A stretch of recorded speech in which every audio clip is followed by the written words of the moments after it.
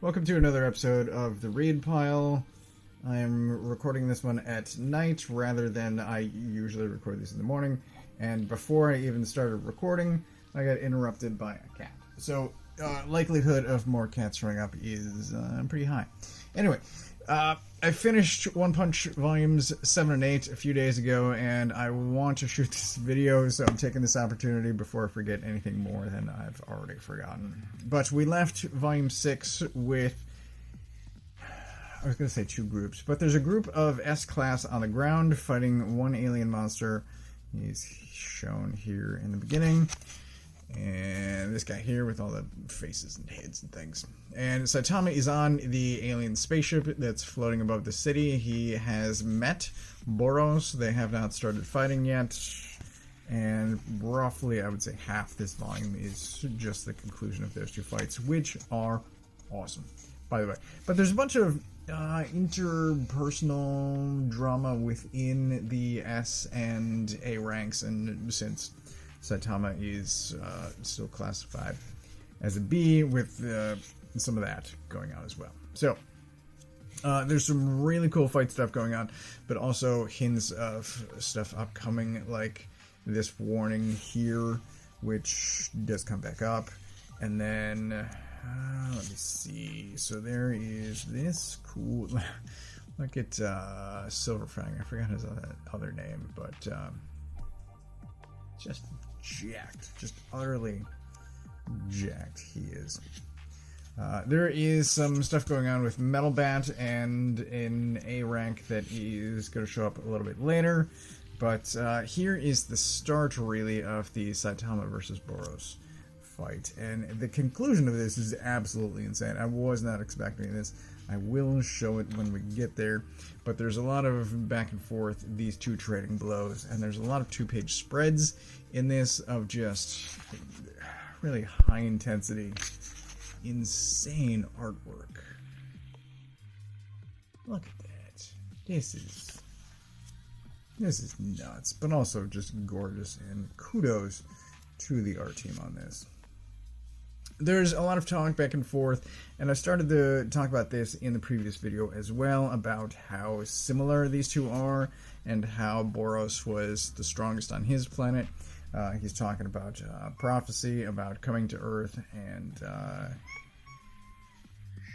getting into a difficult fight here on Earth, and that's exactly what's happening. And then there are some power-ups, and let me get to... You left. There's a moment that I either don't remember from the show or it didn't happen in the show, but there's a moment, this right here, where Saitama actually winds up on the moon, which is utter insanity. And then he just jumps back. He's holding his breath. This is so insane. This is absolute insanity. And then he jumps back. And this actually comes back later in a hilarious moment.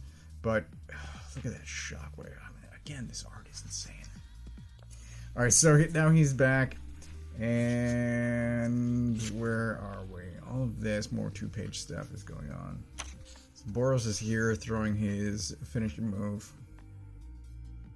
Speed lines, energy effects, all of this stuff going on. And I think this is the start of this two-page sequence that I kind of wish I could lay this more flat. This probably works better. I'm gonna guarantee this works better in Jump, where you can actually lay the pages out flat, and I don't want to, but also I kind of at the same time want to break the spine on this and just look at these pages as they were intended.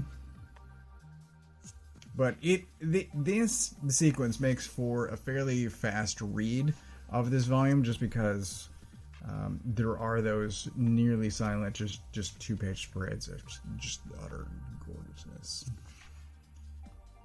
Once again, all the props in the world to the art team on this. So all of this concludes. The fight back on Earth also concluded. And we get a bit of wrap up with Saitama walking out of the ship. This guy has some drama. And where is Tornado? Essentially, what happens... Also, Metal Knight shows up, and he wants the spaceship, and he does some things with it. But, where... Oh, here it is. So, people are starting to notice Saitama. And some of it's good, some of it's not. Some of the attention that he's getting. So, this actually leads into this sequence about... so, she knows that he's B-Rank. She's like, what were you doing? And I had this handled, and... I think Silverfang actually tells her to relax a bit. But the city, another city, is just completely destroyed. And time jumps a bit, and then in Volume 8, we will come back to this sequence. So it time jumps a bit, we get some other stuff going on. We get more stuff going on. Basically, this is the end result. He rebuilt both the Hero Association and its giant pyramidal structure from what was a single tower into all of this, and there's a bunch of details about what all of that is and these roads that now connect the various cities. But he took the alien ship, he took its technology, and he rebuilt everything in 7 days, even though the plan was it was going to take 10 years, which is just nuts. There's this ending comic with Saitama and the police, and there's some really good stuff in there as well. We jump over to Volume 8, which is kind of focused on King, and I had forgotten this as well, and once I remembered it, King has some secrets, and it's awesome. All of them. So, King is another S-Class hero, and some people want to fight him. And there's a lot that is told not from his perspective, it's from the outside perspective, it's how people perceive him. All of that is great stuff, but he just kind of wants to be left alone. And he goes shopping, and then this robot shows up that wants to fight him. And actually, it's Genos that winds up fighting the robot, and there's some amazing stuff with that as well. Both sort of what he does with the robot afterward. Minor spoilers, Genos winds up winning. And the fight itself has some just incredible moments. But meanwhile, Saitama has some interactions with King. King and Saitama start playing video games, and Saitama just casually brings up at one point, why did you run away from that fight? And Genos is right now fighting in your place. And there's this monster here. There's a couple of major events. There is some phenomenal stuff within this, but I would say major events are sort of setting up the next arc. There's some great stuff with flashbacks in here as well to prior events.